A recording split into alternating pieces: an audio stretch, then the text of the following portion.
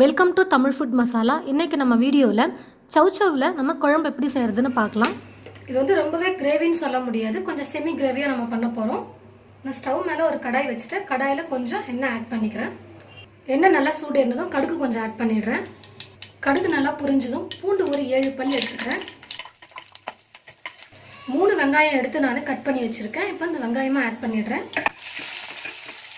கருவேப்பிலை கொஞ்சம் எடுத்துருக்கேன். கருவேப்பிலையும் ஆட் பண்ணிவிட்டு நல்லா வதக்கிக்கலாம். வெங்காயம் வந்து நல்லா கொஞ்சம் ப்ரௌனாக வர வரைக்கும் நம்ம நல்லா வதக்கிக்கலாம். பாருங்கள், வெங்காயம் ஓரளவுக்கு நல்லா வதங்கிருச்சு. இப்போ நம்ம தக்காளி ஆட் பண்ணிக்கலாம். தக்காளி பழம் வந்து நான் 2 பெருசாக எடுத்து வச்சுருக்கேன். அதை கட் பண்ணி வச்சுருக்கேன். இப்போ அதை ஆட் பண்ணிடுறேன். பாருங்கள், வெங்காயம் தக்காளி நல்லா வதக்கிட்டேன். நான் சவுச்சவ் வந்து நான் சின்னதாக இருக்கிறது 2 எடுத்திருக்கேன். மேலே வந்து கொஞ்சம் முள்ளாக இருக்கும், அதனால் மேலே தோல் ஃபுல்லாக சீவிட்டு அதுக்கப்புறம் கட் பண்ணி வச்சுக்கோங்க. நான் நல்லா பொடியாக கட் பண்ணி அலசி எடுத்து வச்சுருக்கேன், தண்ணியெல்லாம் இல்லாமல். இப்போ இந்த சவுச்சவ் காயும் நம்ம ஆட் பண்ணிடலாம். நம்ம காயை வந்து எவ்வளோக்கு எவ்வளோ எண்ணெயில் கொஞ்சம் நல்லா வதக்குறோமோ அவ்வளோக்கு அவ்வளோ டேஸ்ட் நல்லா வரும். ஒரு 4லேருந்து 5 நிமிஷம் எண்ணெயில் நல்லா வதக்கிக்கலாம் காயை. காய் நல்லா ஒரு 5 நிமிஷம் நான் வதக்கிட்டேன். இப்போ வந்து நம்ம குழம்புக்கு தேவையான அளவுக்கு மிளகாய் பொடி உப்பு எல்லாம் போட்டுக்கலாம். இது வந்து குழம்பு மிளகாத்தூள் வீட்டில் அரைச்சது.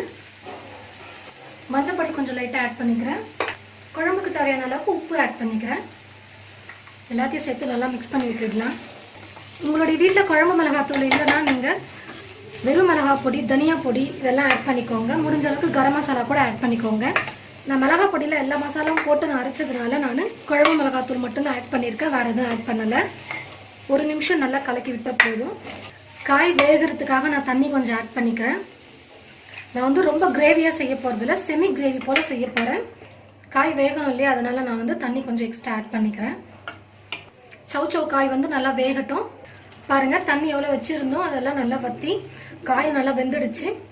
நான் வந்து வேர்க்கடலையை வறுத்து மிக்சியில் போட்டு நல்லா பொடி பண்ணி வச்சுருக்கேன். பாருங்கள், ரொம்ப பொடி பண்ணிட்டீங்கன்னா இது போல் பவுடராக வராது. அதாவது மிக்சியில் ரொம்ப அரைச்சிட்டிங்கன்னா இது போல் பவுடராக வராது. வேர்க்கடலை அப்படியே உருண்டையாக கட்டியாக வந்துடும். சும்மா லைட்டாக திருப்பி எடுத்திங்கன்னா போதும், இது போல் நல்லா உதிர பொடியாக வரும். இந்த வேர்க்கடலை பொடியை கொஞ்சம் ஆட் பண்ணிக்கிறேன். ரொம்ப சூப்பராக இருக்கும், டேஸ்ட்டாக இருக்கும். நம்ம வேர்க்கடலை பொடி ஆட் பண்ணோம்னா கிரேவியே ஒரு 3லேருந்து 4 ஸ்பூன் ஆட் பண்ணிக்கோங்க. வேர்க்கடலையை போட்டு 1 நிமிஷம் மிக்ஸ் பண்ணி விட்டால் போதும், அதுக்கு மேலே இருக்க தேவையில்ல குழம்பு. நம்ம வந்து ஸ்டவ் ஆஃப் பண்ணிடலாம்.